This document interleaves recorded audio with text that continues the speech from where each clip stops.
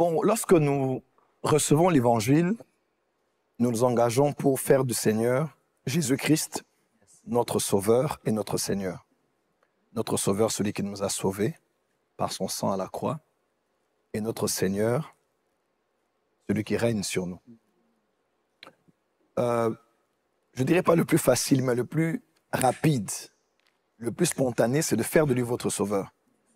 Il est déjà potentiellement, mais quand vous donnez votre cœur au Seigneur, selon Romains 10, versets 9 et 10, si tu confesses de ta bouche le Seigneur Jésus, tu crois dans ton cœur que le Père l'a ressuscité d'entre les morts, tu seras sauvé. Verset 10, casse ton cran du cœur qu'on parvient à la justice. En confessant de la bouche qu'on parvient au salut. Quand vous faites cette prière avec la foi, vous recevez la vie de Dieu, vous devenez enfant de Dieu, vous êtes né de nouveau. Amen. Mais en entrant maintenant dans la marche avec lui, il est déjà votre sauveur, mais il doit maintenant devenir votre Seigneur. Vous savez, une fois, le Seigneur pose la question à ses apôtres en disant, « Pourquoi m'appelez-vous Seigneur, Seigneur, et ne faites-vous pas ce que je dis ?» Pourquoi m'appelez-vous Seigneur, Seigneur, et ne faites-vous pas ce que je dis? Pourquoi, si je suis Seigneur, vous devez écouter ce que je dis et faire ce que je dis. Il y a une chose que j'ai toujours eu l'habitude de dire. Si dans votre marche avec le Seigneur, dans l'appel au ministère prophétique ou dans un autre appel, vous ne recevez plus des instructions de Dieu, il est possible que vous avez commencé à échapper à son autorité. Il est très possible.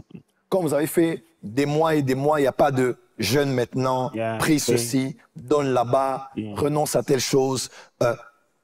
Quand Dieu ne vous donne pas des instructions qui engagent un prix à payer, croyez-moi, il est très possible que vous êtes en train d'échapper à son autorité. Le centenaire a dit, tu n'as pas besoin de venir chez moi à la maison. Il dit, parce que moi j'ai des subalternes et j'ai des gens au-dessus de moi. Par rapport à ceux qui sont en dessous, quand je dis Alain vient, il vient. Et je dis va, il va. Parce que sous l'autorité, il faut connaître le mystère du va et du vient. Quand je dis viens, tu viens. Quand je dis vas, tu vas. Pourquoi? Parce que je suis ton autorité et tu es sous autorité. Un des signes qui vous montre que vous êtes sous autorité, c'est quand le Seigneur continue à vous dire va et continue à vous dire viens.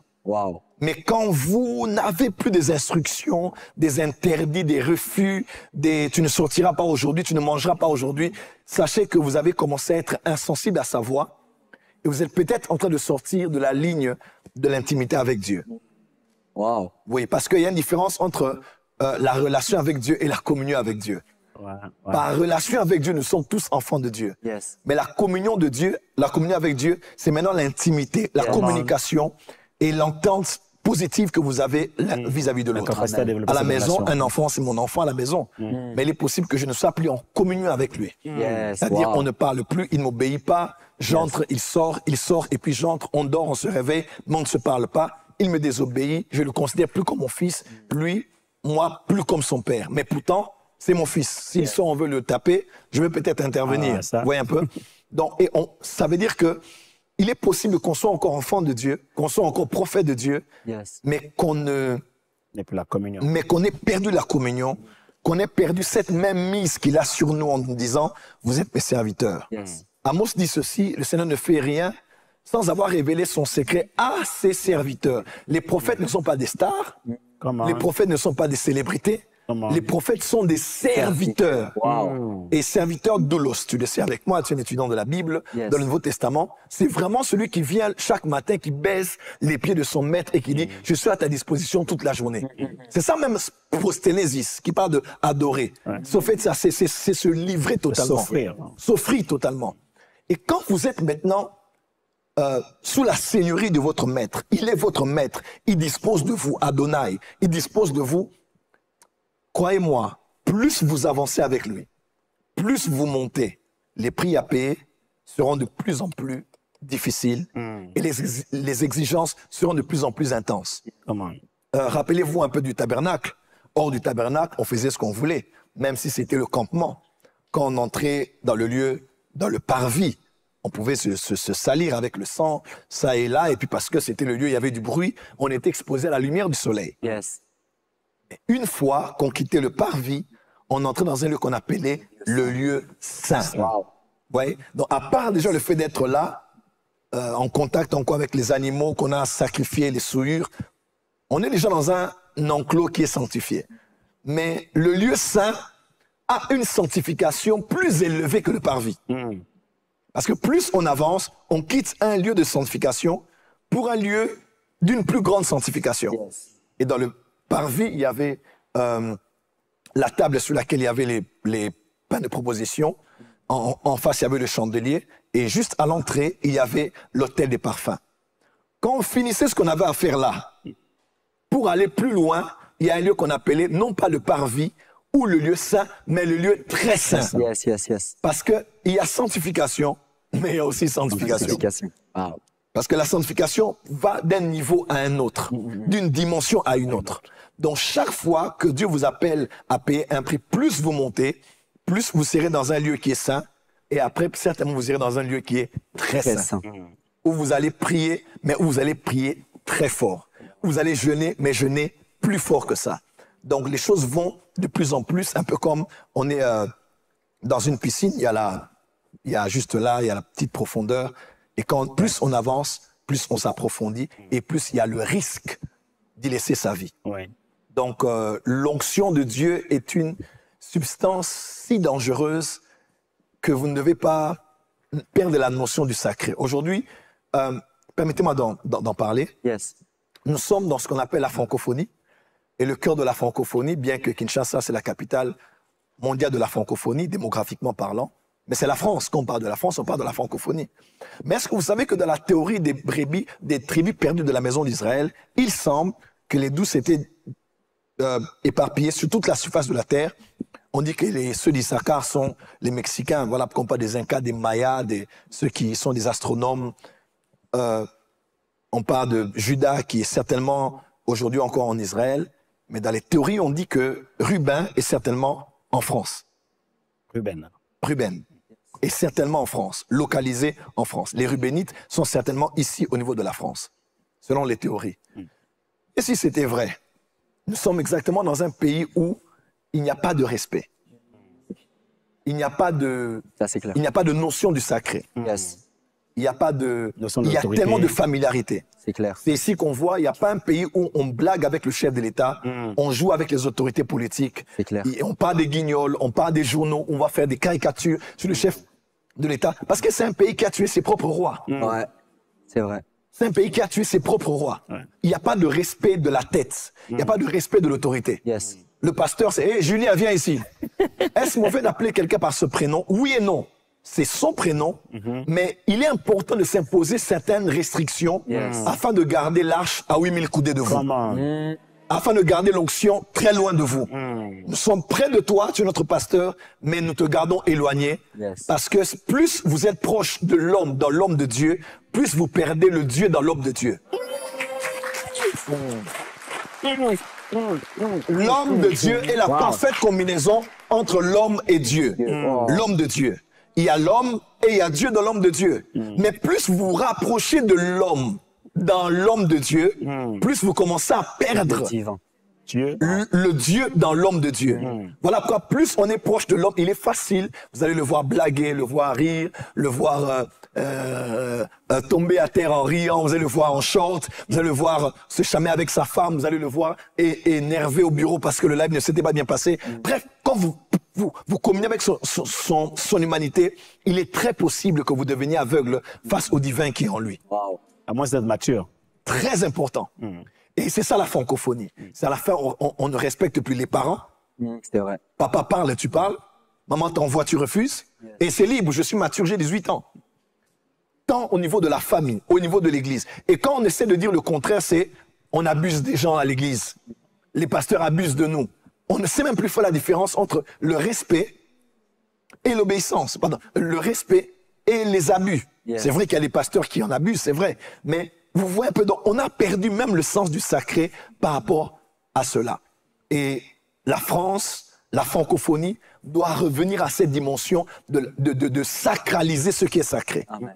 Il y avait des choses qui étaient saintes dans le temple. C'est-à-dire, je ne peux pas être ici avec un chewing-gum et je mets ça sous la chaise. On peut faire ça ici parce que c'est cool, parce que c'est flex.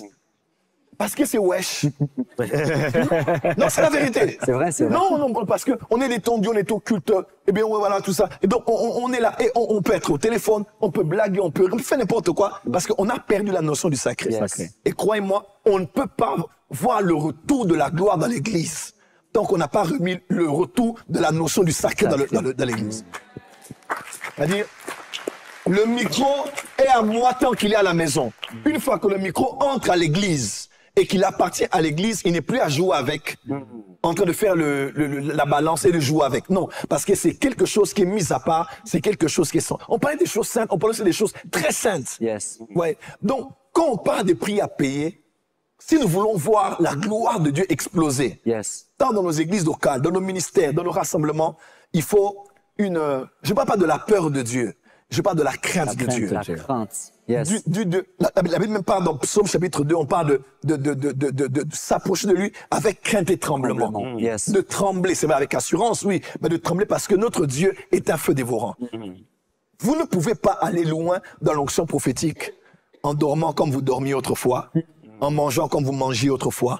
Impossible. Dieu sera de plus en plus dur avec vous, de plus en plus exigeant avec vous. Et à celui à qui on a beaucoup donné, on demandera beaucoup. Donc quand Dieu vous donne beaucoup, ou quand vous êtes prêt à recevoir beaucoup, sachez que Dieu sera très exigeant. Voilà pourquoi vous dites, mais pourquoi c'est toujours moi qu'on envoie? C'est toujours moi à l'église, on me traite durement, c'est toujours moi qu'on a suspendu. L'autre a fait, laisse-moi te dire, ton chemin c'est ton chemin. Ton chemin est aussi dur, le prix à payer est de plus en plus dur parce que l'onction que tu vas toucher sera de plus en plus grande. Amen. Donc nous voulons vous exhorter sur le chemin du ministère prophétique. Le chemin de l'onction prophétique, c'est un chemin où Dieu est très exigeant. Est-ce que je peux dire quelque chose? Dans Jérémie 15, verset 17, Jérémie dit ceci. Jérémie dit, je ne me suis pas assis avec les moqueurs pour me réjouir. Il dit, mais à cause de ta puissance, je me suis assis solitaire. Je me suis assis seul parce que tu me remplissais de frayeur. À cause, ça c'est un prophète qui parle. Il dit, à cause de ta puissance, à cause de cette onction prophétique, à cause de cette gloire qui est sur moi, à cause de la puissance que j'expérimente dans mon ministère, Jérémie dit, je me suis assis, non pas avec les moqueurs, avec ceux qui blaguent, qui plaisantent. C'est la francophonie, hein. Yes. Toujours blaguer, plaisanter. Il dit, non, il dit, moi, à cause de mon office de prophète, je me suis mis loin de ces choses. Je me suis assis seul. Yes. Et Jacob demeura seul, et un ange vint et lutta avec lui jusqu'à l'aurore. Wow. Il y a des visitations angéliques que vous ne vivrez que dans la mesure où vous apprenez la voie de la solitude. Amen. Un prophète n'est pas un homme des hommes. Un prophète est un homme de Dieu. Yes. Les prêtres vivaient avec le peuple dans la vallée, mais le prophète vivait avec Dieu sur la montagne. Nous devons être avec le peuple en tant que des serviteurs de Dieu et leurs serviteurs et le serviteur des enfants de Dieu. Mais nous devons être dans la solitude. Nous devons être mis à part. Tu ne peux pas être prophète si tu aimes toujours la compagnie des gens. Un vrai prophète n'aime pas les gens. Entre guillemets. Un vrai prophète est antisociable. Il peut être là, parler, mais facilement, il s'ennuie des gens. Ouais. Facilement, il a envie de quitter, de se lever, de partir. C'est pas que vous l'ennuyez, mais que l'onction qu'il y a sur lui en tant que prophète peut le laisser près de vous pendant une heure. Mais la prochaine heure, là, il voudra commencer à prier. Il sera déconnecté de vous. Parce que c'est un homme qui vit entre les cieux et la terre. Yes. Ézéchiel 8, verset 1, et l'homme vint et me prit par le cheveu et m'emmena entre les cieux et la terre. Un prophète vit entre les cieux et la terre. Voilà pourquoi il peut être là, mais il est évasif. Il peut être là, mais il est en train d'écrire. Tu ne sais pas pourquoi. Parce qu'il y a une partie de lui qui est sur la terre, une autre qui est dans les cieux. Si vous êtes appelé prophète, vous allez connaître la vie de la solitude, de l'incompréhension, où vous-même, vous ne vous comprenez pas. Moi, je dis souvent aux gens, mais un prophète, on ne te comprend pas. Je dis, mais comment tu peux comprendre quelqu'un? Lui-même, déjà, il se comprend pas. Non, de vrai. Ma femme, elle est là. Des fois, on peut être là, tout ça, elle est là. Elle est toute gentille avec moi. J'ai une femme super gentille. Et je dis pas que je suis super méchant, mais des fois, je ne suis pas là. Parce que mon cœur peut être en Iran. Mon cœur peut être en Palestine. Mon cœur peut être en Israël. Mon cœur peut être en train de penser à quelqu'un et intercéder pour lui. Parce qu'un prophète, comme on dit, il a pris des hommes, quand il est allé dans les hauteurs, il a emmené des captifs.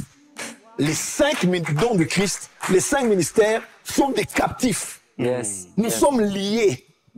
Nous sommes captivés. Nous sommes prisonniers. Nous sommes des esclaves de Jésus. Nous ne vivons plus pour nous-mêmes, nous vivons pour lui.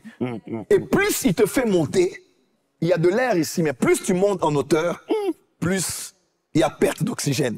Il risque. Et quand tu vas hors de la couche d'ozone, Ouais. tu peux mourir. Tu vas mourir, tu vas crever. Parce qu'il n'y a pas d'oxygène. Plus tu montes, plus c'est invivable. Yes, c'est vrai. Plus tu montes, plus c'est difficile. Voilà pourquoi c'est très important pour tous ceux qui s'engagent dans les choses du prophétique. Il n'y a pas que le côté je vois, j'entends. Derrière ce que vous voyez là, il y a des blessures inimaginables. Écoute un peu avec moi ceci. Pourquoi Jésus, après être ressuscité, après avoir eu un autre corps, un corps glorifié, Yes. a gardé les stigmates sur son corps? Pourquoi n'a-t-il pas eu un corps glorifié? On a Plus de blessures ici, plus de blessures là-bas, tout est effacé. C'est Pourquoi vrai. pas? Et il vient même, il dit, regardez, touchez, regardez, mettez. Pourquoi? Pourquoi si un homme peut, pourquoi un corps qui peut disparaître d'un lieu à un autre, entrer sans passer par la porte, peut garder les stigmates? Wow. C'est vrai. Tu t'es marié, mais montre-nous les stigmates. Comment? C'est vrai, tu as été élevé, tu es en train de prêcher. Nous ne refusons pas que tu es maintenant ressuscité, mais montre-nous les preuves que tu es réellement passé par là. Yes. Voilà pourquoi il faut respecter ceux qui sont passés par des grands prix à paix. Et n'oubliez pas, quand vous êtes à l'extérieur en train de voir 3 personnes sortir de la fournaise ardente sans que leurs vêtements ne soient brûlés, respectez-les. Parce que vous, quand vous approchez juste un peu à la porte, là, la chaleur des gens est en train de vous faire pleurer.